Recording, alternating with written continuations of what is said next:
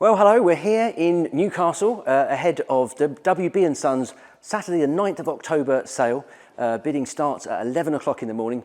You can come along anytime before then, just book and arrange to come and have a viewing. You can bid in person, online and over the phone. And as with their previous sale back in August, there's a fantastic selection of classic cars here for sale. Normally our man Jeff would be here reporting on the auction, but he's not available, so the man behind the camera, Joe, is with us today to have a little wander around. And Joe, we've started with a bit of Americana today. We have indeed. Normally we start with minis on these, but because Jeff's not here, we're starting with something a bit louder and a bit larger. We've got a couple of C3 Corvettes. Now this one is fantastic. 7.5 litre V8. It's a manual, this one as well, so properly rare car, and it's got massive side pipes down the side. It sounded incredible when James started it up. In fact, we'll cut a clip in of that.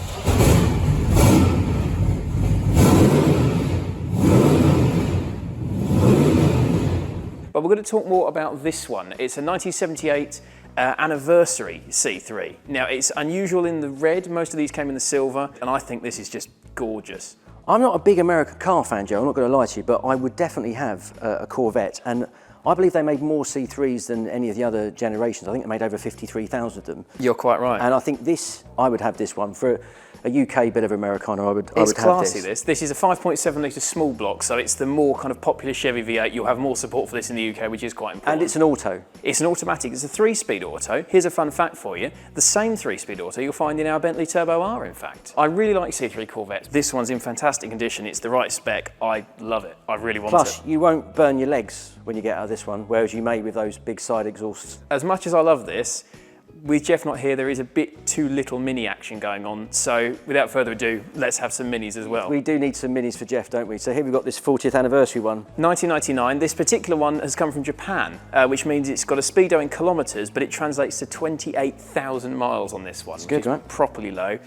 It's an auto, isn't it? But there's nothing wrong with the auto. Not at all, lovely. And it's got aircon. It's got air conditioning. All Japanese minis had air conditioning, which I don't think we ever got offered on a European spec car. Feel free to correct me on that. But these 40th anniversary ones, the spec is lovely. You've got a few nice sort of silvery bits, nice dash. It's just classy. It's really nice. It's even got a couple of stickers on the back from when it spent time in Japan. It's not absolutely perfect. There's a couple of little paint imperfections on it, but to be honest, that just means you wouldn't be scared to use it. On to another import. We've got this Wolseley 1000 here, which is really rare because it's one of only about 456 South African-made minis / Wolsleys. This would have been the Wolseley Hornet in the UK. There's only 3 of these believed to be in the UK, and this is one of them. We've got a few little bits of rough paint and the odd little sort of ding here and there, but it's not serious. I wouldn't change much of that either. I mean, I think as long as you've got this sort of structurally sound, I would keep it in its current guise. I'd agree with that. Even the interior, you know, the seats are a bit tatty and what have you, but again, you wouldn't feel scared to sit in this and use it. I think this is a really nice, honest little car. This is a really distinctive, you could turn up at a mini show and really turn heads with something like this. Absolutely. But listen,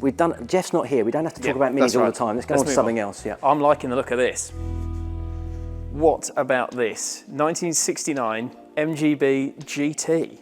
I think this looks glorious in the Primrose, doesn't it? It looks gorgeous. It's really, really smart. And this, I think, has been tastefully restored. It's not had a full resto, but I believe the underbody's been done.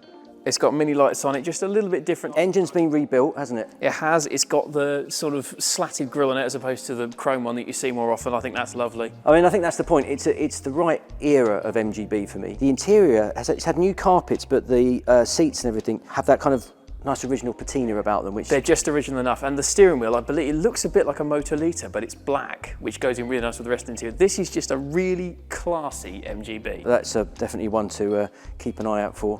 There's the Jubilee edition there. Really like that slightly later car, but if you're not into an MG, you fancy maybe a Triumph. 1973 GT6. I love these. Hasn't had a stone unturned on this one, has it? No, this has had an extensive resto. It's had a bare metal respray, it's had a new roof, it's had a retrimmed interior, it's had a rebuilt engine. There's every shred of paperwork for this since the day it was brand new 50 odd years ago, and it is gorgeous. It's absolutely mint in there as well, isn't it? It just looks It's just glorious. Gorgeous. Everything about it. I mean, I'd go so far as to say this is the nicest GT6 I've ever seen. We always used to sort of bill these are probably unfairly in the press as the poor man's E-Type, but I don't know. Do you know what? The thing is, the values on these, you're creeping up on later E-Type money now. This is top-end money for a GT6, but honestly, worth every penny. Yeah, for sure. But if you wanted something a bit more practical, but still wanted the thrills of the 6-cylinder Triumph engine, then we've got this Vitesse here. That's gorgeous. Big fan of Herolds and Vitesses, and this is a really lovely example. And again, the interior is spotless. It's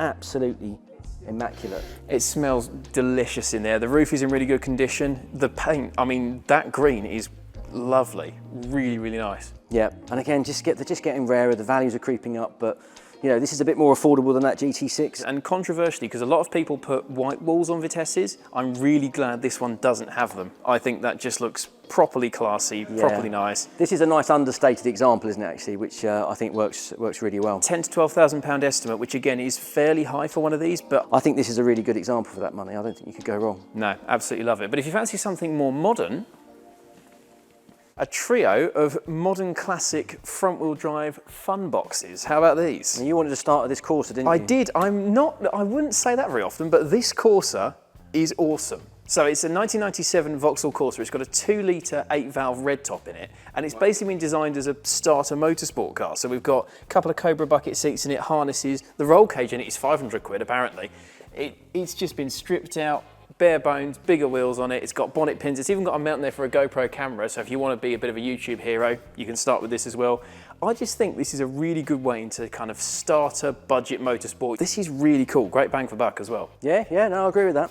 I'm more taken with what's next to it though, Joe. Yes, I can't argue with that. An Astra GTE is always going to be near the top of my hot hatch love This is list. one of the very last of the Mark IIs, of course, and it's got the slightly more up-to-date 3-spoke steering wheel in it. 153,000 miles, but it's had the engine rebuild. It has, that's a good sign. The paint on it is fantastic. I'd buy it for the digital dash alone, Joe, I'm not going to lie. Absolutely, that's the whole point of an Astra The whole GTE. thing is fabulous, and they are so rare. And dare I say it, classy in the silver. Not quite Savoy Racerish, a little bit more modern classic. Yeah, right, yeah, absolutely. But if you want classy hot hatches, yeah, this has only just come in, so we've not got huge amounts of info on this one, but early model 16-valve Golf Mark II GTI, small bumper, 106,000 miles. Again, the white is quite unusual. Obviously, we've done a video fairly recently on a Mark II 8-valve, and that was special. This is going to be next level. Really nice. I'd be torn about either of these. Let us know in the comments which one you're choosing. How about this? 1965 Rover P5, not B. This is not a V8, the more unusual 6-cylinder version. Everyone bangs on about the V8s, but there's nothing wrong with a 3-litre, and it got steadily better. By the time you get to this kind of era in 1965, it's putting out around 130 horsepower. You've got disc brakes. There's plenty. For a cruiser, which is what it will be these days, yeah. It's lovely. And I invite you, stick your head in there and just have a smell.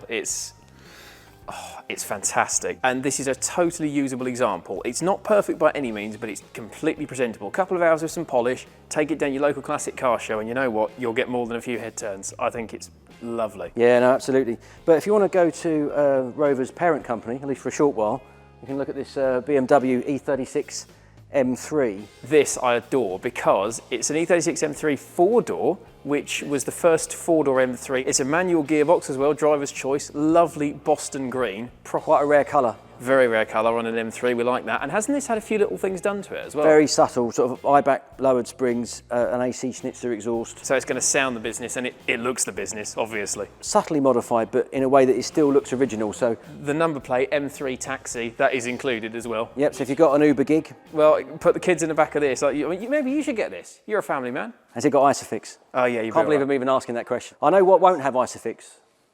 These Daimlers over here. I can forgive them that for being so gorgeous. Do you want to start with the 250? Yeah, I mean, this paint job is flawless. Stunning, isn't it? Absolutely amazing. Beautiful. And again, sort of the lesser known of the Mark II silhouette, but the V8 engine gives a whole new character to it. Webasto roof, so you can see into that lovely interior, which again, it's the right side of used in that you're not going to be scared to sit in it, but it's so nice. It's delicious. You know, heresy, I know, but I would much prefer the Daimler to its left here, this XJC. I'm kind of with you on that. An XJ12 Coupe is just There's a few things about the XJ Coupe that always kind of amuse me. Is that it was unveiled at the London Motor Show in 1973, but it was 2 years later before it finally saw the market. And then it was only on sale for 2 or 3 years, so it's quite rare. They only made, what, less than 10,000 of them, I think. Of that, very few of them were Daimlers, and very few of them still were Daimler V12s. So it's a very rare car. I mean, and this is a classy spec, the white, black vinyl roof, red leather interior. And there's one little detail with this you might have missed, which is the little power bulge in the bonnet there. And that's because the current owner of this has added some carbs, shall we say, to the V12, because it wasn't thirsty enough.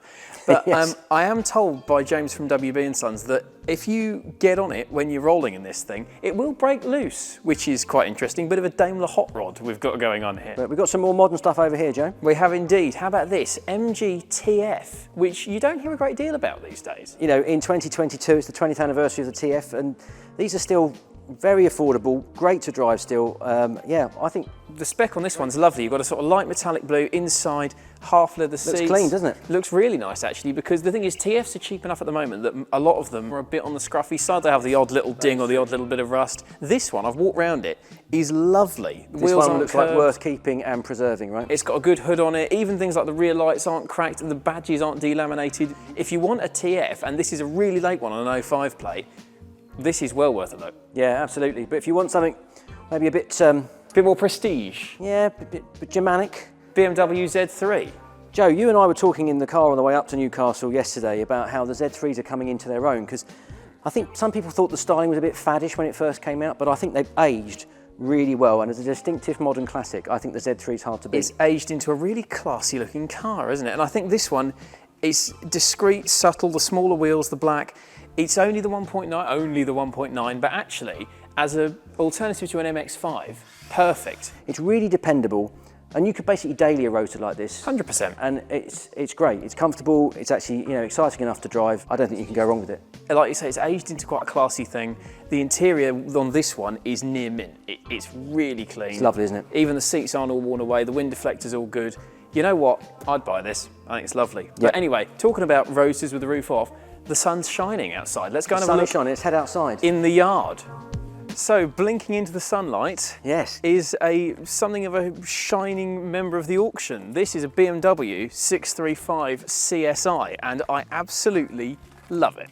Well, look, I mean, we've covered these before in other auction previews, but this is a South African import, I believe. It is, yes. So it's running on non-standard wheels. I think it's got a non-standard exhaust. I think it looks pretty cool. And the thing is, gone are the days when you could get a 6 Series for like 5 grand. They're 15, 25, means that this is an accessible way into 6 Series. I don't think you could go wrong with it, really. No, I really like this. It's great. But if you fancy another German coupe, albeit front-wheel drive, maybe a little bit more safe, VW Corrado. I do like these. These are getting rarer. 2 litre this one, but in actuality, if you're going to use it day to day, it's more economical, it's plenty fast enough, and Editor Wager will attest to the fact these are a great car to drive as well. Well, there's nothing wrong with the 2 litre engine, that's the thing. And this one isn't mint, there's a bit of lack appeal here and there, that rubber's a little bit dry, but this isn't going to be top money, and there's so much scope here to improve it and make it a nice project. I think that's it. I think it's a great base project. I think you can make it your own. Dare I say it, you could even sort of modify it and personalise it if you wanted to. Most importantly though, the spoiler works. But if you want something a little bit more British, I'm not going to talk about your modern Mini there, I'm going to talk about this, Wolseley 1885, the posh land crab. Yes, it is the posh land crab, isn't it? And I was reading a bit about these, and they did spend about the first 3 years of the life developing them in real time, which is a shame, but it does mean by the time you get to this era, about 1970, that all the sort of important improvements have been made. So actually this is the right era to go for, really. I think the V5 is missing, but there is proof that the change of ownership papers are being sorted. And you said there about it being kind of improved up to this point. This one is ripe for some improvement, because there's a couple of little scabby bits in there, a couple of little dings and dents, but nothing that's scary. And crucially, underneath it is a solid car. But if you want to smarten out, there's plenty of scope for it. This is a great first classic project. I like this. And again, as a Wolseley, it's the rarer ones of the 3, so Austin, Morris and the Wolseley. These are definitely the one to go for. Well-appointed interior. I like it, but you know that I am very often swayed by some Italians. We have saved the best till last, Joe. We've got the Italian stuff over there, so we're going to have a look. We've got to see this. So, Joe, we've got a Fiat Punto convertible here. Barchetta. Very funny, but I'm going to ignore that because, as you know, I'm going to be a sucker for any Fiat that's brum yellow. We've covered MGTFs, we've covered Z3s, we've talked about MR2s in the past, but for me, if you don't want an MX-5, this is the 90s roadster you want. The Fiat Barchetta. Do you know what Barchetta stands for or means? Is it Italian for broken down? Ha ha, very funny. No, it's actually Italian for little boat. And when you look at the styling, does it not look like something of a elegant Italian little dinghy of some sort? You can't deny it. It's a stunning looking thing. I think the interior is one of the best in the business. Exactly, and there are a few little things to do with this. The seats are a little bit worn. There's a couple of odd little tatty bits of interior trim, and to be honest, this does want a good polish, but there's a good car here just waiting to get out, and it's a Brum Yellow Fiat, which means it's for winners. Listen, if this is a bit new and you still want something Italian, even I would recommend this one. When did you last see, have you ever seen, a Lancia Beta Spider? You can't beta it, Joe, that's what I reckon. But it's, yeah, I think this is stunning. This is really, really nice. And again, I know everyone's going to jump and go, oh, it's rusty, it's a Lancia Beta. Don't forget, if it's made it 50 odd years and it's still here, it can't be that bad. It's roughly halfway through the production run in 1979, so they've probably ironed out all the early challenges by then. And this is one of the rare Spider models, right? Styled by Pininfarina, I believe, but built by Zagato. So it's got all the right names behind it. This is it, and Lancia, that's a great name to have. And the interior's clean, right? The interior on this is really nice. There's no signs of any roof leaks. The leather is unmarked. Steering wheel's really nice. It's done 67,000 miles, which is nothing for a car of this age. It's lovely. I just don't see there's going to be many more opportunities to buy something of this caliber, you know, at this price. I think this it's rare. Stunning. Yeah, it's absolutely lovely. I'm really tempted indeed. I am. But overall, I mean, this just looks set to be a great sale generally. Yeah, I've been really impressed with the quality and the variety of the cars for sale here at the wb&sons auction. It's Saturday the 9th of October, bidding starts at 11 o'clock. If you want to come and see any of the lots in person, just give them a call and you can arrange a viewing. If you can't get down for the sale itself, you can bid online or over the phone. And yeah, we'll put all the details in the description, but let us know what you think about these lots and we'll see you again soon. You'll be bidding against me for this one. Our friends at Lancaster Insurance are giving away this fantastic 1984 Ford Escort XR3i. It's free and easy to enter. All you got to do is follow the link on screen and fill out the form under the competitions tab. T's and C's do apply, and good luck.